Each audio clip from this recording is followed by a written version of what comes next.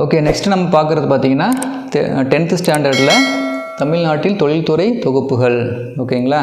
So இது வரைக்கும் பார்த்திங்கன்னா 5 சிலபஸ் இருக்குது. இதில் 10th 4 சிலபஸ் நம்ம முடிச்சிட்டோம்.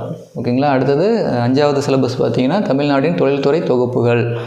ஓகேங்களா? ஸோ ரொம்ப இம்பார்ட்டன்ட். இது வந்து எக்கனாமிக் சிலபஸில் டிஎன்பிஎஸ்சி குரூப் 4 நியூ சிலபஸில் இருக்குது. சரியா?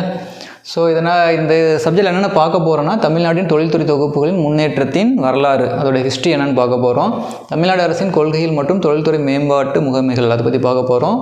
அரசின் கொள்கைகளின் தாக்கத்தை புரிந்து கொள்ளுதல், தொழில் முனைவோரின் பங்கினை பற்றி அறிந்து கொள்ளுதல், இதெல்லாம் நம்ம பார்க்க போகிறோம். ஸோ இன்ட்ரடக்ஷன் கொடுத்துருக்காங்க. ஸோ பொதுவாக மூலப்பொருட்களை எளிதில் பயன்படுத்தக்கூடிய பொருளாக மாற்றுவதில் ஈடுபட்டுள்ள எந்த ஒரு மனித நடவடிக்கைகளையும் நிறைவேற்றும் இடத்துக்கு பேர் என்ன சொல்கிறாங்க? தொழிற்சாலை என்று அழைக்கப்படுகிறது. ஓகேங்களா? ஸோ மூலப்பொருட்கள் என்ன பண்ணுறாங்க? ஃபினிஷ்டு குட்ஸாக மாற்றக்கூடிய ஒரு இடம் தான் என்னது? தொழிற்சாலை. நுகர்வோருக்கும் மற்ற உற்பத்தியாளர்களுக்கும் தேவைப்படும் பொருட்களை நவீன தொழில்நுட்பங்களை பயன்படுத்தி பெருமளவில் உற்பத்தி செய்வது தொழில்மயமாதல் எனப்படும். சரிங்களா? ஸோ தமிழ்நாட்டில் தொழில்மயமாதலின் தன்மை, தொழில் தொகுப்புகளின் முக்கியத்துவம் மற்றும் தமிழ்நாட்டில் தொழில் தொகுப்புகள் எவ்வாறு முன்னேறின என்பதை, தொழில்களை மேம்படுத்துவதில் அரசு எடுக்கும் முயற்சிகளையும் அதன் பங்கினையும் நம்ம இதில் பார்க்க போகிறோம் சொல்லி ஒரு இன்ட்ரடக்ஷன் கொடுத்துருக்காங்க. தொழில்மயமாதலின் முக்கியத்துவம் என்ன? ஓகேங்களா? எதனால் தொழில்மயமாதல் ரொம்ப ரொம்ப இம்பார்ட்டன்ட் அப்படின்னா, தொழிற்சாலைகளின் முக்கியத்துவத்தை புரிந்து கொள்ளும் முன் நாம் ஏன் வேளாண்மையின் வளர்ச்சியுடன் அதன் பொருளாதார வருவாய் மற்றும் வேலைவாய்ப்பு குறைகிறது என்பதை புரிந்து கொள்ள வேண்டும். ஓகேங்களா? ஸோ தொழில்மயமாதல் அப்படின்னு நம்ம நிறைய சொல்லிகிட்டு இருக்கோம். ஆனால் என்னாச்சு, ஒரு வாரத்தில் இந்த வேளாண்மையிலேருந்து மக்கள் என்ன பண்ணுறாங்க? விலகி செல்கிறாங்க.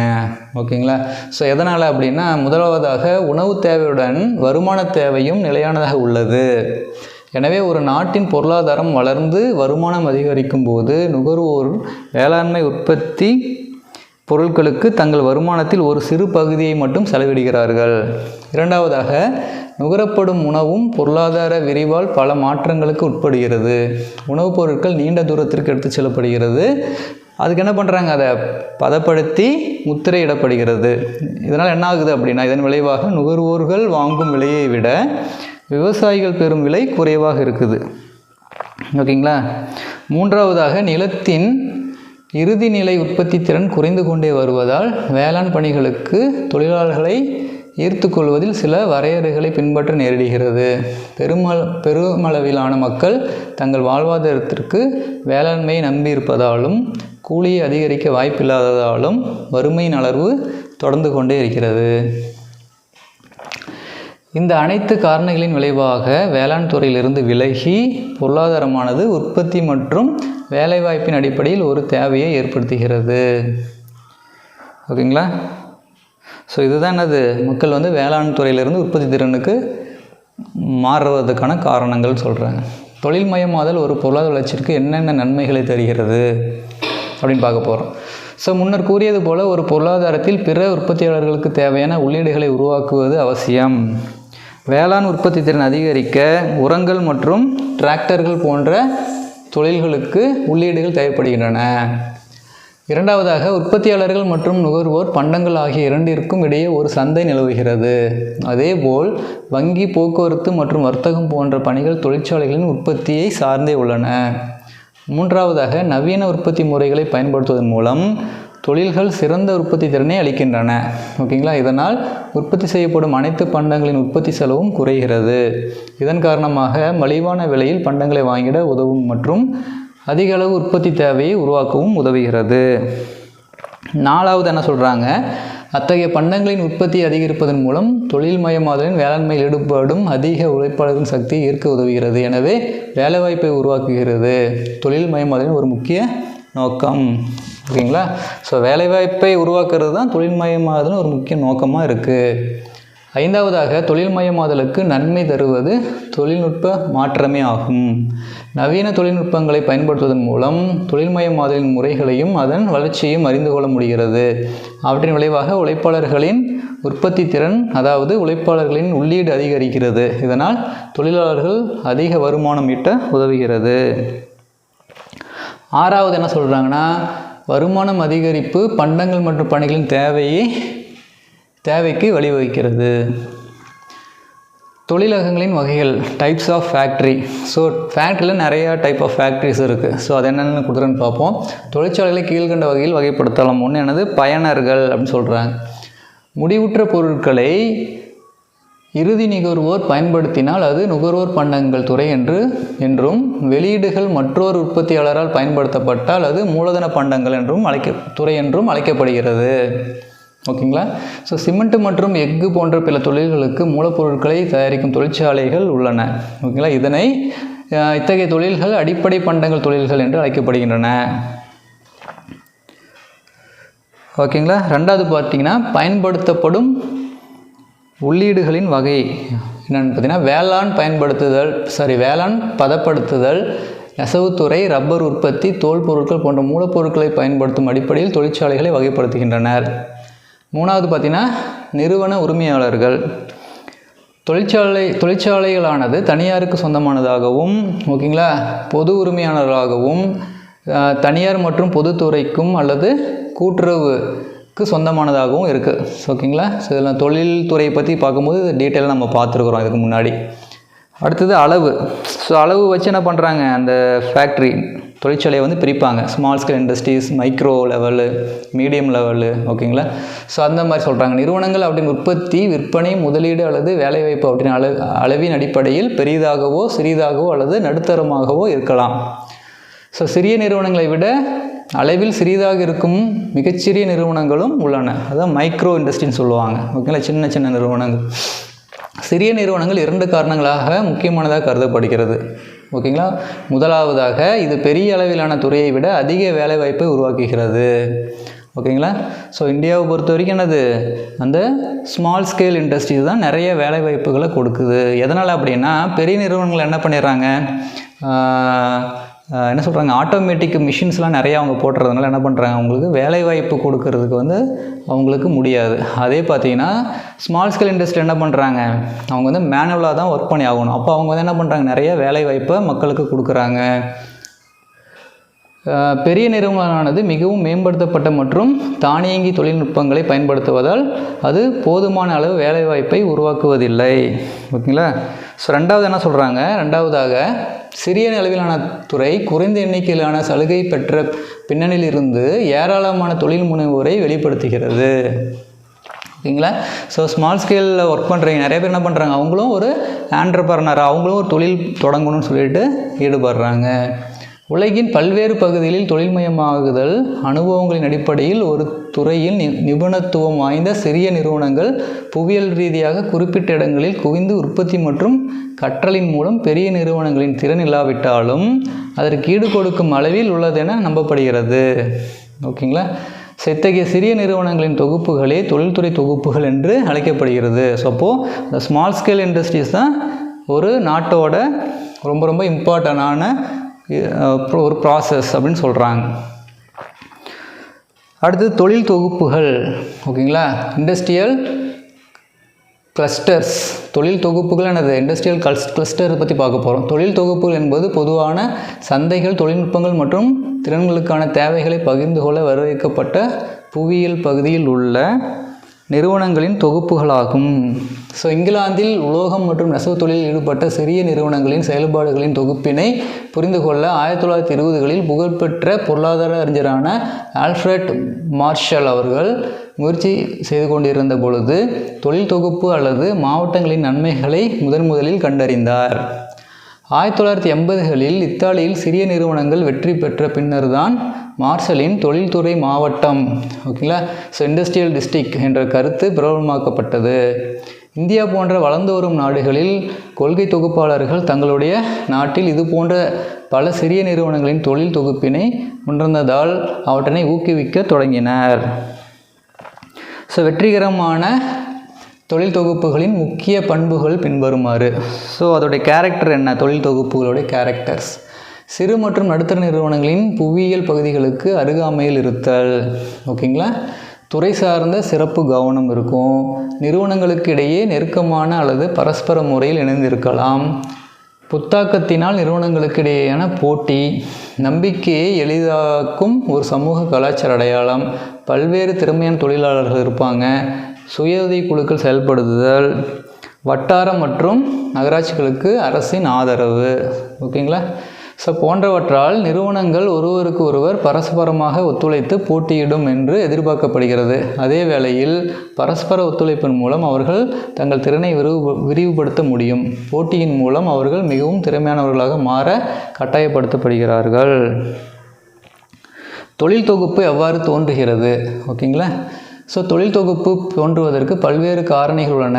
ஒரு சில தொழில் தொகுப்புகள் தோன்றிய இடங்களில் கைவினைஞர்கள் குடியேறி நெடுங்காலமாக அங்கு தங்கி இருந்ததாகவும் வரலாறு கூறுகிறது. கைத்தறி நெசவு தொழில் வளர்ச்சி இதற்கு ஒரு சிறந்த உதாரணமாகும். சில துறைகளில் ஒரு பெரிய நிறுவனம் நிறுவப்படும் போது அதன் உள்ளீடு மற்றும் பணிகளின் தேவைகளை கவனித்துக் கொள்வதற்காக தொழில் தொகுப்பு நிறுவனங்கள் தோன்றக்கூடும். சில நேரங்களில் ஒரு வட்டாரத்திலிருந்து மூலப்பொருட்களை பயன்படுத்தி உற்பத்தியை ஊக்குவிக்க அரசாங்கம் முடிவு செய்யலாம். இது தொழில் தொகுப்பு தோன்றுவதற்கு வழிவகுக்கும். அடுத்தது இம்பார்ட்டன்ட் பார்த்தீங்கன்னா தமிழ்நாட்டில் தொழில்மயமாதலின் முன்னேற்றம் பற்றிய வரலாறு. ஓகேங்களா? ஸோ தமிழ்நாட்டில் தொழில்மயமாதலின் முன்னேற்றம் பற்றிய வரலாறு என்ன அப்படின்னு பார்க்க போகிறோம். ஸோ தமிழ்நாட்டில் காலனித்துவ முன்காலத்தில் நெசவு, கப்பல் கட்டுமானம், இரும்பு மற்றும் எஃகு தயாரித்தல், மண்பாண்டங்கள் தயாரித்தல் போன்ற தொழில்துறை நடவடிக்கைகளில் ஈடுபட்டதற்கான ஏராளமான சான்றுகள் உள்ளன. தமிழ்நாடு பரந்து விரிந்த கடற்கரையை கொண்டுள்ளதால் பல நூற்றாண்டுகளாக தென்கிழக்கு மற்றும் மேற்கு ஆசியாவுடன் வர்த்தகத்தில் ஈடுபட்டது. தொழில் புரட்சிக்கு பிறகு இங்கிலாந்திலிருந்து உற்பத்தி செய்யப்பட்ட இயந்திரங்களின் இறக்குமதியின் காரணமாக போட்டி நிலவி கைத்தறி நெசவு தொழில் வீழ்ச்சிக்கு காலனித்துவ கொள்கைகளும் பங்களித்தன. இருந்தபோதிலும் சில தொழில்கள் காலனித்துவ காலத்தில் வளர்ந்தன அப்படின்னு சொல்கிறாங்க. ஓகேங்களா? இந்த ஹேண்ட்லூம் இருக்குது பார்த்தீங்களா, நெசவு தொழிலில் ஹேண்ட்லூம் கைத்தறி தான் பண்ணிகிட்டு இருந்தாங்க. ஆனால் என்ன பண்ணாங்க, அவங்க பவர் லூம்ஸ், ஓகேங்களா, அதுக்கு மிஷின் கண்டுபிடிச்சதுனால அது என்னாச்சு, அது வீழ்ச்சிக்கு காரணமாக இருந்தது நெசவு தொழிலுக்கு அப்படின்னு சொல்கிறாங்க. ஸோ காலனித்துவ காலத்தின் தொழில்மயமாதல். ஸோ காலனித்துவ காலத்தில் தொழில்மயமாதலின் 2 காரணிகள் பெரும்பங்கு வகித்தது. முதலாவதாக மேற்கு மற்றும் தெற்கு தமிழ்நாட்டில் அறிமுகப்படுத்தப்பட்ட பருத்தி சாகுபடி அதிக அளவு நெசவு தொழில் தோன்றுவதற்கு காரணமாக இருந்தது. இரண்டாவதாக இந்த காலகட்டத்தில் வாணிபத்தின் வளர்ச்சியானது சென்னை மற்றும் தூத்துக்குடி துறைமுக வட்டாரங்களில் அருகாமையில் தொழிற்சாலைகள் உருவாக காரணமாகவும் இருந்தது. மேலும் காலனித்துவ காலத்தில் சிவகாசியில் தீப்பெட்டி தொழிற்சாலைகள் நிறுவப்பட்டு பின்னர் பட்டாசு உற்பத்தி மற்றும் அச்சு தொழில்களுக்கு முக்கிய மையமாக மாறியது. துறைமுகம் சார்ந்த தொழில்களும் அதே காலகட்டத்தில் இப்பகுதியில் வளர்ச்சிக்கு காரணமாகவும் இருந்தது. தோல் உற்பத்தி தொழிலானது திண்டுக்கல், வேலூர், ஆம்பூர் ஆகிய பகுதிகளில் நடைபெற்றது. தமிழ்நாட்டின் மேற்கு பகுதியில் நெசவு தொழில்நுட்பத்தின் வளர்ச்சியானது இயந்திரங்களின் தேவைகளையும் அதற்கான தொழிற்சாலைகளையும் நிறுவ காரணமாகவும் இருந்தது. இந்த நெசவு இயந்திர தொழிற்சாலைகளுக்கான இயந்திர உதிரி பாகங்கள் பழுது பார்த்தல் மற்றும் உற்பத்தி செய்வதற்கான சிறிய அளவில் வளர்ச்சி அடைந்தன. 1930களில் தமிழகத்தின் மேற்கு பகுதியில் நீர்மின் சக்தியில் இருந்து மின்சாரம் உற்பத்தி மற்றொரு முக்கிய தொழில் வளர்ச்சி ஆகும். நிலத்தடி நீரை உறிஞ்சுவதற்கு பயன்படுத்தப்படும் எண்ணெய் இயந்திரங்களுக்கு அனுமதிக்கப்பட்ட மின்சாரம் கிடைத்தமையால் வேளாண்மை தொழில் விரிவடைந்ததுடன் எண்ணெய் இயந்திரங்களின் தேவையும் அதிகரித்தது. ஓகேங்களா? ஆயில் இன்ஜின் சொல்லுவாங்கள்ல, அதான் எண்ணெய் இயந்திரம்னு சொல்லியிருக்காங்க. இதன் காரணமாக இதனை சார்ந்த எண்ணெய் இயந்திர உதிரி பாகங்கள் பழுது பார்க்கும் தொழிற்சாலைகள் அதிக அளவில் உருவாயின. இதனால் வார்ப்பு தொழிற்சாலைகள் அமைக்கப்பட்டு வேளாண்மை சார்ந்த இயந்திரங்கள் தயாரிக்கப்பட்டன. சுதந்திரத்திற்கு பின் 1990களின் முற்பகுதியில் என்ன நடந்ததுன்னா, தொழில் வளர்ச்சியானது சுதந்திரத்திற்கு பிறகு நடுவண் மற்றும் மாநில அரசுகளால் மாநிலத்தின் பல்வேறு பகுதிகளில் பல பெரிய நிறுவனங்கள் நிறுவப்பட்டன.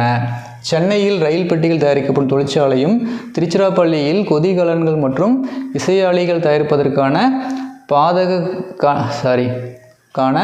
பாரத கனரக மின்சாதன நிறுவனங்கள் Bharat heavy electricals limited, bell நம்ம கேள்விப்பட்டிருப்போம், மத்திய அரசு நிறுவியது.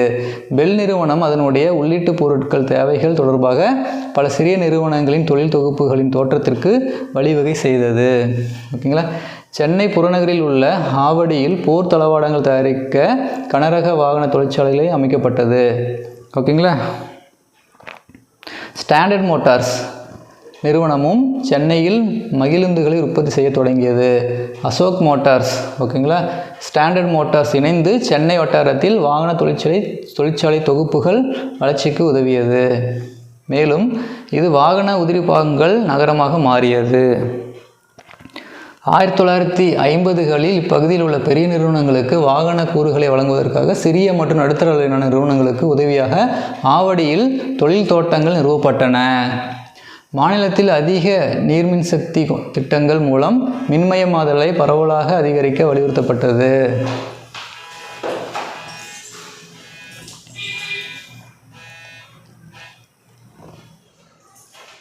(1950களில் இப்பகுதியில் உள்ள பெரிய நிறுவனங்களுக்கு வாகன கூறுகளை வழங்குவதற்கு சிறிய மற்றும் நடுத்தர அளவிலான நிறுவனங்களுக்கு உதவியாக ஆவடியில் தொழில் தோட்டங்கள் நிறுவப்பட்டது. மாநிலத்தில் அதிக நீர்மின் சக்தி திட்டங்கள் மூலம் மின்மயமாதலை பரவலாக்க அதிகரிக்க வலியுறுத்தப்பட்டது. இந்த அனைத்து நடவடிக்கைகளும் அரசு பெரும் பங்கு வகித்தது. 1973ஆம் ஆண்டில் எஃகு உற்பத்தி செய்வதற்காக சேலத்தில் இரும்பு எஃகு ஆலை அமைக்கப்பட்டது. எப்போ ஆரம்பிச்சிருக்கிறாங்க? சேலத்தில் steel plant. Okay, Salem steel plant இருக்குது பார்த்தீங்களா, அது 1973ல் ஆரம்பிச்சிருக்கிறாங்க. ரொம்ப இம்பார்ட்டன்ட். 1970 மற்றும் 1980களில் கோயம்புத்தூர் பகுதியில் விசைத்தறி நெசவு தொழிலின் தொகுப்புகள், இதேபோல் திருப்பூரில் பின்னலாடை தொழில் தொகுப்புகளும் விரிவாக்கம் மற்றும் கரூரில் வீட்டு அலங்கார பொருட்கள் தொழில் தொகுப்புகள் இக்காலகட்டத்தில் உருவாக்கியது. எப்போது? 70 to 80. ஓகேங்களா. மாநில அரசின் மூலம் பல்வேறு பகுதிகளில் தொழில்துறை தோட்டங்கள் அமைக்கப்பட்டு அதன் மூலம் சிறு மற்றும் நடுத்தர நிறுவனங்கள் ஊக்கப்படுத்தப்பட்டன. மாநிலத்தில் பின்தங்கிய வட்டாரங்களில் தொழில்துறைகளை மேம்படுத்துவதற்கு இத்தகைய கொள்கை முயற்சிகளை பயன்படுத்தி வெற்றி பெற செய்வதற்கு ஒரு உதாரணமாக தமிழகத்தில் ஓசூர் விரிவாக்கப்பட்ட தொழில்பேட்டைகள் சான்றாக கூறலாம். ஓசூரில் இருக்குது. ஓகேங்களா. தமிழ்நாட்டில் தொழில்மயமாதல், தாராளமயமாதல் கட்டம். ஓகேங்களா. ஸோ 1990களில் பொருளாதார சீர்திருத்தங்களுக்கு பிந்தைய காலகட்டம் தொழில்மயமாதலின் இறுதி கட்டமாகும். இந்த சீர்திருத்தங்கள் மாநில அரசாங்கங்கள் வளங்களை திரட்டுவதற்கு பொறுப்பேற்க செய்தன. மேலும் அவை தொழில்மயமாதலுக்கு தனியார் முதலீடுகளை ஈர்ப்பதற்காக ஒருவருக்கொருவர் போட்டியிட வேண்டிய கட்டாயம் ஏற்பட்டது. மலிவான நிலம், வரிச்சலுகைகள் மற்றும் மானியங்கள் போன்ற சலுகைகள் முதலீட்டாளர்களை கவர்ந்து இழுத்தன. ஸோ வர்த்தக தாராளமயமாக்கல் மற்றும் நாணய மதிப்பிறக்கம் ஆகியவை ஏற்றுமதி சந்தைகளை திறக்க உதவியது. இது 2 பெரிய முன்னேற்றங்களுக்கு வழிவகுத்தன. என்னென்னு பார்த்தீங்கன்னா, தமிழகத்தில் மிக நீண்ட காலமாக இருந்த முக்கிய தொழில்கள் சர்க்கரை, உரங்கள், சிமெண்ட், விவசாய கருவிகள், இரும்பு மற்றும் எஃகு ரசாயனங்கள், மின்மாற்றிகள் மற்றும் காகிதங்கள் போன்றவைகளாகும். இந்த காரணிகளின் விளைவாக தற்பொழுது இந்தியாவில் அனைத்து மாநிலங்களையும் விட தமிழ்நாடு அதிக தொழிற்சாலைகளை கொண்டு உள்ளது. ஓகேங்களா. ஸோ என்ன சொல்கிறாங்க, தமிழ்நாட்டில் தான் ஃபேக்ட்ரிஸ் நிறையா இருக்குது. ஓகேங்களா. மேலும் உற்பத்தி துறையில் பணிபுரியும் தொழிலாளர்களின் மிகப்பெரிய பங்கினையும் பெற்றுள்ளது. முக்கியமாக மகாராஷ்டிரா மற்றும் குஜராத் போன்ற முன்னேறிய மாநிலங்களுடன் ஒப்பிடும்போது இது அதிக உழைப்பு மிகுந்ததாகும். வாகன தொழில்கள், தானியங்கி கூறுகள், இலகுரக மற்றும் கனரக பொறியியல் இயந்திரங்கள், வாகன உதிரி பாகங்கள், பருத்தி, ஜவுளி, ரப்பர், உணவுப் பொருட்கள், போக்குவரத்து உபகரணங்கள், ரசாயனங்கள் மற்றும் தோல் பொருள் போன்றவைகள் முக்கிய தொழில்களாகும். மற்ற மாநிலங்களைப் போல் அல்லாமல் தமிழகத்தில் அனைத்து பகுதிகளிலும் தொழில்துறைகள் பரவி இருக்கின்றன. 13 மாவட்டங்களில் 27 தொழில் தொகுப்புகள் இருக்குது. ஓகேங்களா.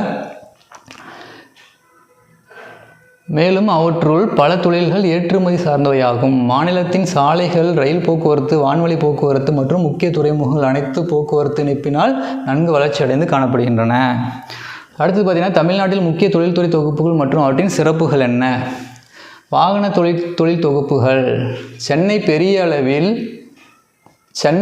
அளவிலான வாகன தொழில்துறை தளமாக இருப்பதால் ஆசியாவின் டெட்ராய்டு என்று அழைக்கப்படுகிறது. ஸோ ஆசியாவின் டெட்ராய்டு எது? சென்னை. ஓகேங்களா. சென்னையிலானது மிக அளவிலான வாகன தொழிலை ஒருங்கிணைக்கும் மற்றும் உதிரி பாகங்கள் செய்யும் தலைமையிடமாக திகழ்கிறது. சில உள்நாட்டு நிறுவனங்களான டிவிஎஸ், டிஐ சைக்கிள்கள், அசோக் லைலாண்ட் மற்றும் ஸ்டாண்டர்ட் மோட்டார்ஸ் ஆகியன இதற்கு முன்னர் இருந்தன. பொருளாதார சீர்திருத்தத்திற்கு பின்னர் ஹுண்டாய், ஃபோர்டு, அடுத்தது என்னது டைம்லர் பென்ஸு மற்றும் ரெனால்ட், நிசான் போன்ற பல பன்னாட்டு நிறுவனங்கள் எம்என்சி கம்பெனியானது இப்பகுதிகளில் தொழிற்சாலைகளை திறந்தன. எனவே வெளிநாடுகளில் இருந்து பல உதிரி பாகங்கள் உற்பத்தி செய்யும் உற்பத்தியாளர்களின் உற்பத்தி தேவையை பூர்த்தி செய்கின்றன. ஒசூர் மற்றும் தானியங்கி தொகுப்பாகும். ஒசூர் மற்றொரு தானியங்கி தொகுப்பாகும். இங்கு டிவிஎஸ் மற்றும் அசோக் லைலாண்ட் போன்ற நிறுவனங்களின் தங்கள் தொழிற்சாலைகளை இயக்கி வருகின்றன. கோயம்புத்தூர் பகுதி ஒரு தானியங்கிகளின் தொகுப்பாக வளர்ந்து வருகின்றது. சரக்கு வாகனம் மற்றும் பேருந்து கட்டுமான தொழில் தொகுப்புகள். தமிழகத்தின் மேற்கு பகுதியில் உள்ள நாமக்கல் மற்றும் திருச்செங்கோடு பகுதிகளில் சரக்குந்து வாகன முழுப்பாக கட்டமைப்பிற்கான தொழிற்சாலைகளுக்கு பெயர் பெற்ற இடங்களாகும். ஓகேங்களா. அந்த லாரிக்கெல்லாம் பார்த்திங்கன்னா பாடி கட்டுறது இதெல்லாம் பார்த்திங்கன்னா அது ஃபேமஸாக இருக்கும். ஓகேங்களா.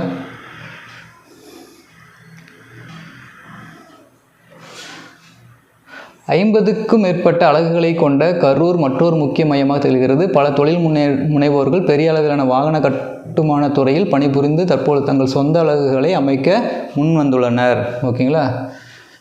நெசவு தொழில் தொகுப்புகள். இந்தியாவில் மிகப்பெரிய நெசவு தொழில் துறைகளுக்கு தமிழ்நாடு தாயமாக விளங்குகிறது. காலனித்துவ காலத்திலிருந்து பருத்தி நெசவு தொழில் வளர்ச்சியின் காரணமாக கோயம்புத்தூர் தென்னிந்தியாவின் மான்ஸ்டர் என அழைக்கப்படுகிறது. தென்னிந்தியாவின் மான்ஸ்டர் என்ன சொல்கிறாங்க? கோயம்புத்தூர். ஓகேங்களா. தென்னிந்தியாவின் மான்செஸ்டர் அப்படிங்கிறது என்னது? கோயம்புத்தூர். தற்போது நெசவு ஆலைகளின் பெரும்பாலானவை கோயம்புத்தூரை சுற்றியுள்ளது. நமது நாட்டின் மிகப்பெரிய பருத்தி நெசவு தொழில் உற்பத்தியில் தமிழகம் பெரும்பங்கு வகிக்கிறது.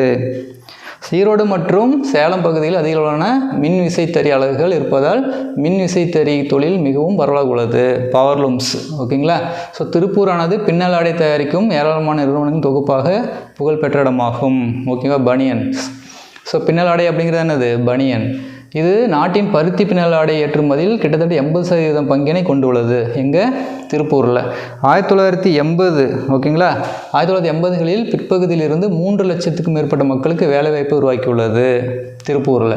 இது உள்நாட்டு சந்தையின் ஒரு மிகப்பெரிய உற்பத்தியாளராக திகழ்கிறது. இந்த மிகப்பெரிய வெற்றியின் காரணமாக உலக சந்தையில் உலகின் தெற்கு அரைக்கோளத்தில் ஒரு சக்தி வாய்ந்த தொகுப்பாக இந்த இடம் உள்ளது. ஓகேங்களா. ஆரம்பத்தில் உள்ளூர் தொழில் முனைவோரால் பெரும்பாலான நிறுவனங்கள் தொடங்கப்பட்டன. தற்பொழுது இந்தியாவின் மிகப்பெரிய முன்னணி பின்னலாடை ஏற்றுமதியாளர்கள் இங்கு தங்கள் தொழிற்சாலைகளை அமைத்துள்ளனர். ஓகேங்களா. தமிழ்நாட்டில் தொழில்துறை தொகுப்புகள். ஓகேங்களா. இப்போ பார்த்திங்கன்னா ஒவ்வொரு டிஸ்ட்ரிக்ட்லேயும் என்னென்ன ஹப் இருக்குது. ஓகேங்களா.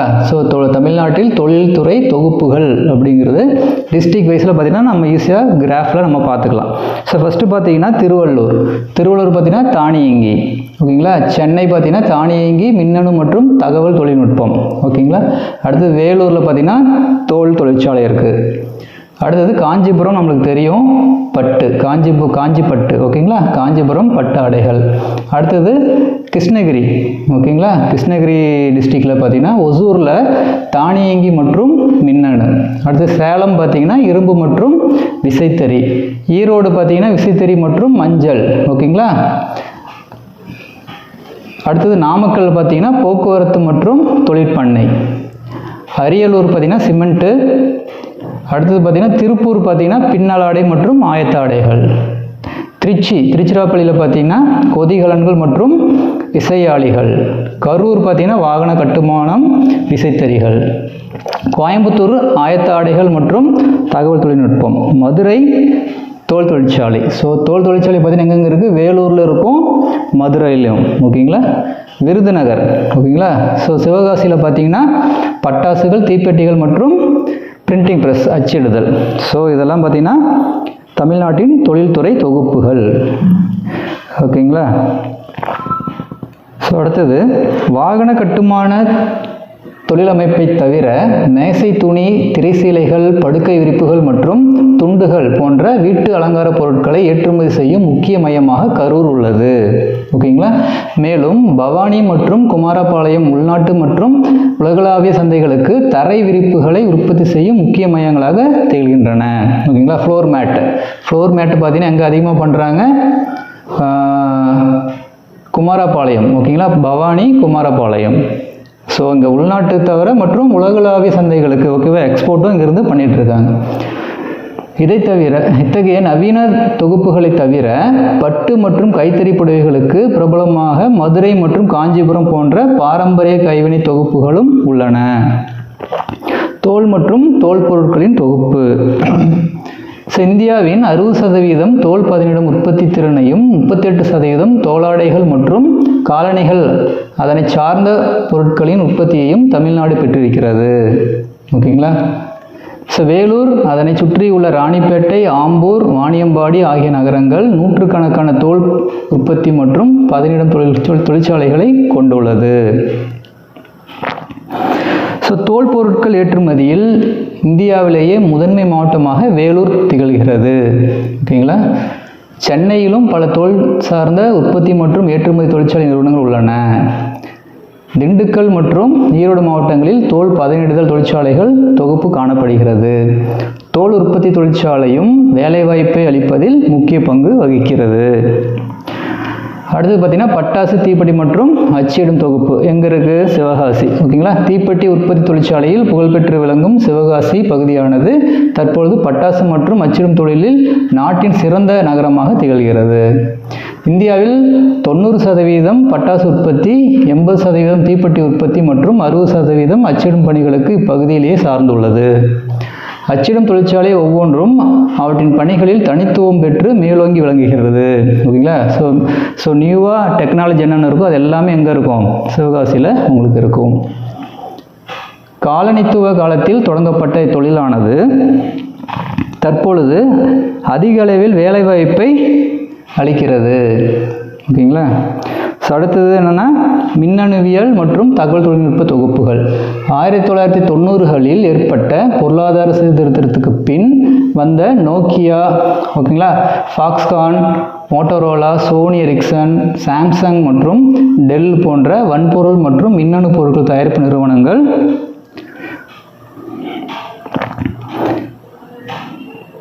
கைபேசி கருவிகள், மின்சுற்றுப்பலகை, நுகர்வோர் மின்சாதன பொருட்கள் தயாரிப்பில் ஈடுபட ஆரம்பித்தன. இந்நிறுவனங்கள் சென்னை சுற்றியுள்ள பகுதிகளில் நிறுவனங்களை நிறுவியுள்ளன. பார்த்தீங்கன்னா ஒரு பாக்ஸ் கொடுத்துருக்காங்க பாருங்கள். குறிப்பிட்ட சில தகவல் தொழில்நுட்ப பொருளாதார மண்டலங்கள். வளர்ச்சியை மேலும் அதிகப்படுத்தும் பொருட்டு சென்னை வட்டார பகுதிகளை தவிர 2 அடுக்கு நகரங்களாக கோயம்புத்தூர், மதுரை, திருச்சிராப்பள்ளி, திருநெல்வேலி, ஓசூர் மற்றும் சேலம் ஆகியவை தகவல் தொழில்நுட்ப முதலீடுக்கான இடங்களாக தேர்ந்தெடுக்கப்பட்டுள்ளன. ஓகேங்களா. டயர் 2. இதனை எளிதாக்குவதற்காக எல்காட் நிறுவனம் பின்வரும் 8 இடங்களில் நிறுவியுள்ளது. ஓகேங்களா. எல்காட்ஸ் ஐடி. ஓகேங்களா. ஐடி கம்பெனி அமைச்சிருக்காங்க. அந்த டைட்டில் பார்க்குன்னு சொல்கிறோம் பார்த்தீங்களா, அது எல்லாமே. இது எங்கெங்கே இருக்குதுன்னு பார்த்தீங்கன்னா சென்னையில் சோழிங்கநல்லூர், கோயம்புத்தூர் விளாங்குறிச்சி, மதுரை இலந்தைக்குளம். அடுத்தது பார்த்தீங்கன்னா மதுரையிலே 2 இது பண்ணியிருக்காங்க டைட்டில் பார்க். மதுரை வடபாலக்குறிச்சி, கிண்ணிமங்கலம். ஓகேங்களா. திருச்சிராப்பள்ளியில் நாவல்பட்டு, திருநெல்வேலியில் கங்கை கொண்டான், சேலமில் ஜாகிரம்மாபாளையம், ஓசூரில் பார்த்தீங்கன்னா விஸ்வநாதபுரம். ஓகேங்களா. அடுத்து நம்ம இம்பார்ட்டண்டாக பார்க்க போகிறது என்னென்னா தமிழ்நாட்டில் தொழிற்சாலை விரிவாக்கத்திற்கு உதவும் கொள்கை காரணிகள். ஓகேங்களா. என்னென்ன காரணங்களுக்காக தொழிற்சாலை விரிவாக்கம் இருக்குது, அதோடைய கொள்கை என்னென்ன கொள்கைகள்லாம் இருக்குதுன்னு பார்த்தீங்கன்னா கொள்கை காரணிகளை 3 பகுதிகளாக பிரிக்கலாம். ஒன்று என்னது? கல்வி. ஓகேங்களா. எஜுகேஷன். திறமை வாய்ந்த மனித வளங்கள் தொழிற்சாலைகளுக்கு தேவைப்படுகிறது. சரிங்களா. நமது மாநிலமானது தொடக்க கல்விக்காக அதிகமான கவனம் செலுத்துவது மட்டுமல்லாமல் படித்தவர்களின் எண்ணிக்கையை அதிகரிப்பது மட்டுமல்லாமல் அடிப்படை எண்கணித திறன்களை வளர்ப்பதிலும் கவனம் செலுத்துகிறது. ஓகேங்களா. பேசிக் எஜுகேஷன். இது நாட்டில் மிக அதிகப்படியான தொழில்நுட்ப வல்லுநர்களை தருவதிலும் பெயர் பெற்ற இடமாகும். இந்தியாவில் அதிக அளவில் பொறியியல் கல்லூரிகள், பல் தொழில்நுட்ப கல்லூரிகள் மற்றும் தொழில் பயிற்சி மையங்கள் போன்றவைகளின் புகலிடமாக தமிழகம் உள்ளது. ஓகேங்களா. கம்பேர் டு அதர் ஸ்டேட்டை காட்டிலும் பார்த்திங்கன்னா தமிழ்நாட்டில் அதிகமான காலேஜஸ் இருக்குது. அடுத்தது பார்த்திங்கன்னா செகண்ட் உள்கட்டமைப்பு. மாநிலங்களில் உள்ள சிறிய நகரங்கள் மற்றும் கிராமங்களில் தொழில்மயமாகுதல் பரவுதலுக்கு மின்சார விநியோகம் சிறப்பான பங்கினை வகிக்கிறது. ஓகேங்களா. எலக்ட்ரிசிட்டிங்கிறது ரொம்ப ரொம்ப இம்பார்ட்டன்ட். ஃபேக்ட்ரி மின்சார விநியோகம் மட்டுமல்லாது தமிழ்நாடானது மிக சிறந்த போக்குவரத்து உள்கட்டமைப்புக்கு பெயர் போனது ஆகும். ஓகேங்களா? ஸோ டிரான்ஸ்போர்ட்டில் என்ன சொல்கிறாங்க? ஸோ தமிழ்நாடு வந்து சிறப்பாக இருக்குது. குறிப்பாக கிராமப்புறங்கள் சிறு சாலை வசதிகளால் அருகில் உள்ள சிறு நகரங்களுக்கும் பெருநகரங்களுக்கும் சிறப்பான முறையில் இணைக்கப்பட்டுள்ளது. பொது மற்றும் தனியார் போக்குவரத்து துறைகள் ஒருங்கிணைந்து கிராமப்புற மற்றும் நகர்ப்புறங்களின் இணைப்பை எளிதாக்கியுள்ளது. சிறு உற்பத்தியாளர்களை சந்தைகளோடு இணைத்து அவர்களுக்கு நற்பலன்களை கொடுக்கிறது. மூணாவது பார்த்திங்கன்னா தொழில்துறை ஊக்குவிப்பு. கல்வி, போக்குவரத்து மற்றும் ஆற்றல் வாய்ந்த உள்கட்டமைப்புகளுக்கு முதலீடு செய்வது மட்டுமல்லாமல் சிறந்த தொழில் பிரிவுக்கான தொழிற்சாலை விரிவாக்கங்களை சிறந்த பகுதிகளில் ஏற்படுத்த முயற்சிகள் மேற்கொள்ளப்பட்டுள்ளன. பொருளாதார சீர்திருத்தத்துக்கு பின் குறிப்பிட்ட காரணிகளான தானியங்கி கருவிகள், உயிரி தொழில்நுட்பம், செய்தி மற்றும் செய்தி தொடர்புக்கான பிரிவுகள் ஆகியவை சிறந்த முறையில் நடைமுறைப்படுத்தப்பட்டுள்ளது. எனவே பெரிய, சிறிய மற்றும் நடுத்தர பிரிவில் மேம்படுத்த உதவும் உள்கட்டமைப்புகளை நாடு முழுவதும் பல இடங்களில் தொழில்துறை மேம்பாட்டு முகமைகளை அரசு நிறுவியுள்ளது. அடுத்தது பார்த்திங்கன்னா தமிழகத்தில் தொழில் விரிவாக்கத்திற்கு திறவுகோலாக செயல்படும் முகமைகள்.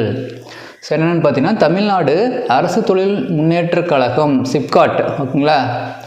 State Industries Promotion Corporation of Tamil Nadu, அதோட ஷார்ட் தான் சிப்காட்னு சொல்லுவோம்.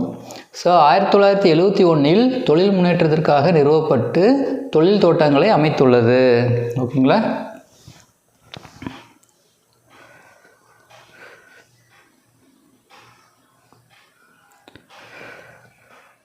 ஸோ தமிழ்நாடு மாநில சிறுதொழில் வளர்ச்சி கழகம். ஓகேங்களா? ஸோ டான்சிட்கோ அப்படின்னு சொல்லுவாங்க. TANSIDCO, Tamil Nadu small industries development corporation. ஓகேங்களா? 1970 தமிழக அரசால் நம் மாநிலத்தில் சிறுதொழில் முன்னேற்றத்திற்காக நிறுவப்பட்ட ஒரு அரசு நிறுவனமாகும். ஓகேங்களா? இது எப்போ நிறுவியிருக்கிறாங்க? TANSIDCO, டான்சிட்கோ அப்படின்னு சொல்லுவாங்க.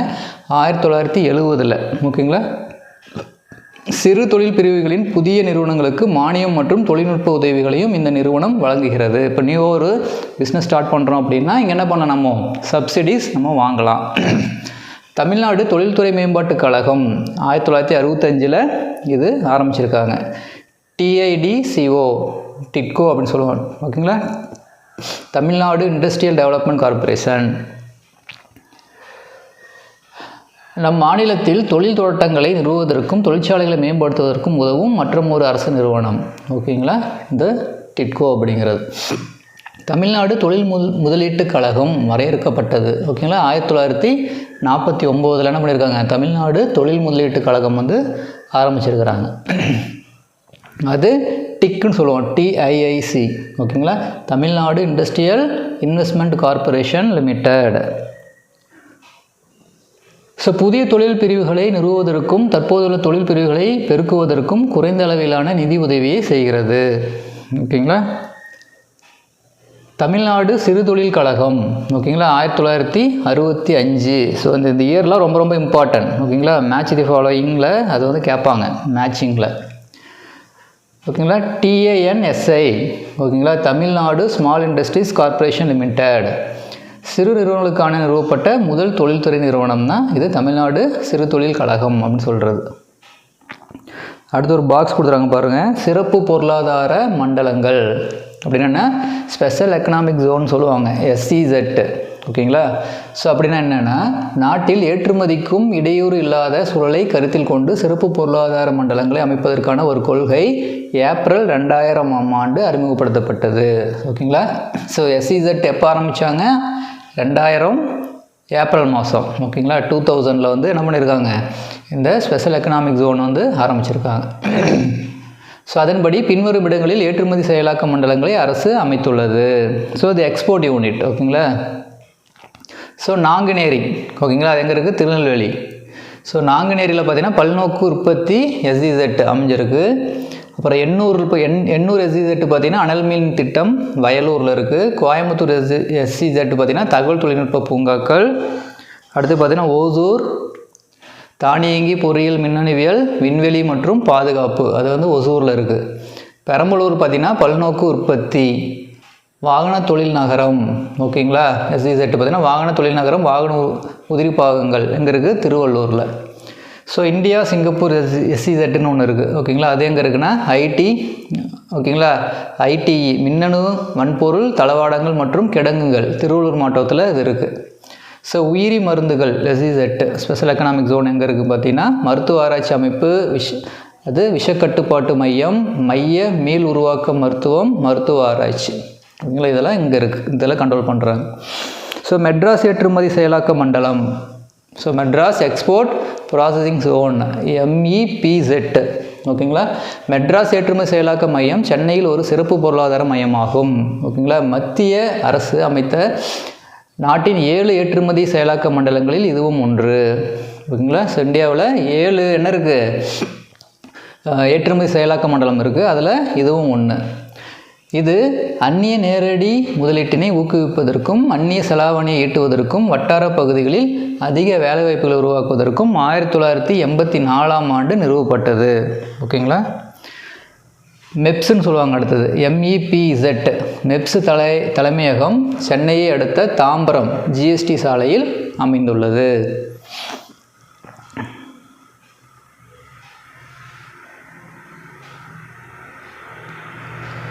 ஓகே, அடுத்தது நம்ம பார்க்க போகிறது தொழில்மயமாதலில் பிரச்சனைகள்.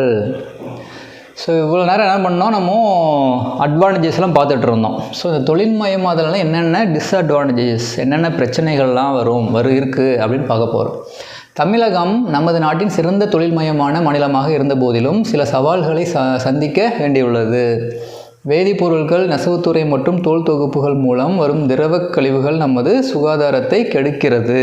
இப்போ தான் பெரிய இஷ்யூவாக இருக்குது அந்த இது. ஓகேங்களா, ஸோ இந்த திரவ கழிவுகள் சேரும் நீர்நிலைகளை மட்டுமல்லாமல் அதையொட்டியுள்ள விவசாய நிலங்களையும் மாசுபடுத்துகிறது. உலகளாவிய அளவில் போட்டி போடுவதற்காக நவீன தொழில்நுட்பங்களை பயன்படுத்துவதால் நிலையான வேலைவாய்ப்புகளை குறைக்கிறது. ஸோ நம்மளோட நிலையான வேலைவாய்ப்பு அப்படிங்கிறது என்னது? அக்ரிகல்ச்சர். அதையே நம்ம என்ன பண்ணுறோம்? இழந்துக்கிட்டு வரோம் அப்படின்னு சொல்கிறாங்க. சமீப காலங்களில் பணியாளர்களின் திறன் குறைந்து தற்காலிக பணியாளர்களின் பணியமர்த்தப்படுவது அதிகரித்துள்ளது. ஓகேங்களா, என்னது? டெம்பரவரியான ஆளுங்க வச்சுருக்கிறது. ஓகேங்களா, அவங்க பெர்மனண்ட் எம்ப்ளாயீஸாக இல்லாமல் டெம்பரவரி எம்ப்ளாயீஸாக அவங்க என்ன பண்ணுறாங்க? ஆளுங்களை ஃபேக்ட்ரியில் வைக்கிறாங்க அப்படின்னு சொல்கிறாங்க. அடுத்தது பார்த்திங்கன்னா இம்பார்ட்டன்ட் ஒன்று பாருங்கன்னா ஸ்டார்ட் அப் இந்தியா திட்டம். ஓகேங்களா, 2016 ஜனவரி 16 ரொம்ப இம்பார்ட்டன்ட் டேட்டு ஞாபகம் வச்சுக்கோங்க. ஸ்டார்ட் அப் திட்டம், ஸ்டார்ட் அப் இந்தியா திட்டம் எப்போ ஆரம்பித்தாங்க? 2016 ஜான்வரி 16.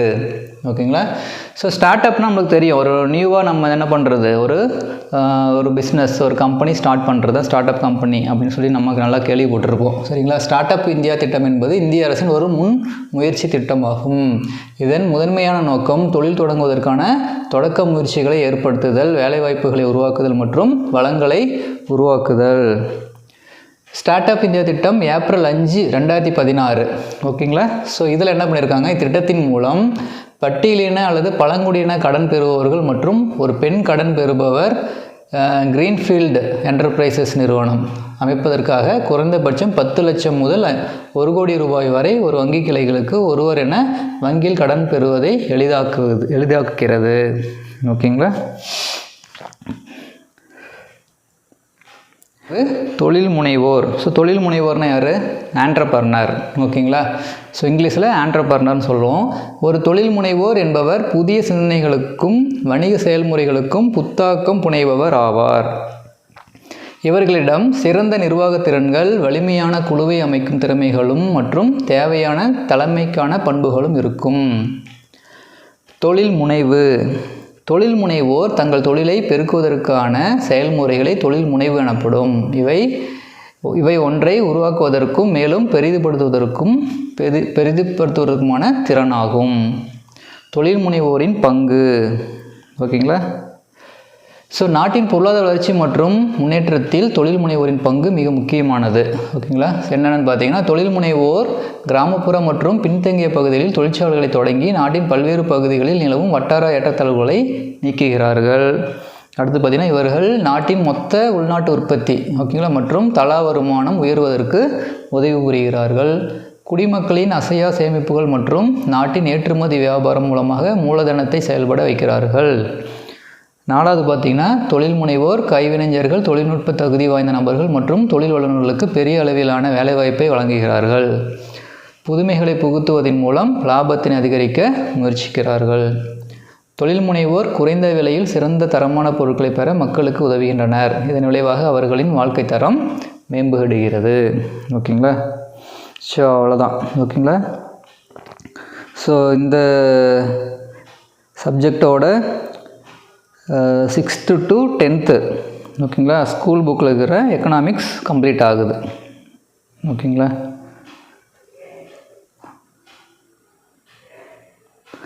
ஸோ தமிழ்நாட்டில் தொழில்துறை தொகுப்புகள். ஸோ இந்த யூனிட்டோட என்னது ஸ்கூல் புக்ஸில் இருக்கிற அதாவது 6th to 10th இருக்கிற எக்கனாமிக்ஸ் போர்ஷன் வந்து கம்ப்ளீட் ஆகுது. ஸோ இது வந்து இது வரைக்கும் நம்ம பார்த்ததெல்லாம் ஒரு பேசிக்கான ஒரு இன்ட்ரடக்ஷன் தான் எக்கனாமிக்ஸ் பற்றி. ஓகேங்களா? ஸோ இதிலேருந்து மேக்ஸிமம் பார்த்தீங்கன்னா ஒரு பிலோ 10 கொஷின் வந்து இதுலேருந்து உங்களுக்கு வரும். ஓகேங்களா? ஸோ ரிமைனிங் 10 கொஷின் பார்த்தீங்கன்னா 11th and 12th ஸ்டாண்டர்டில் இருக்கிற எக்கனாமிக்ஸ் புக்கில் இருந்து தான் நிறையா போர்ஷன் இருக்குது. ஓகேங்களா? ஸோ நெக்ஸ்ட்டு கிளாஸில் பார்த்தீங்கன்னா நம்ம 11th and 12th ஸ்டாண்டர்டில் இருக்கிற எக்கனாமிக்ஸ் போர்ஷன் வந்து நம்ம கவர் பண்ணலாம். ஓகேங்களா?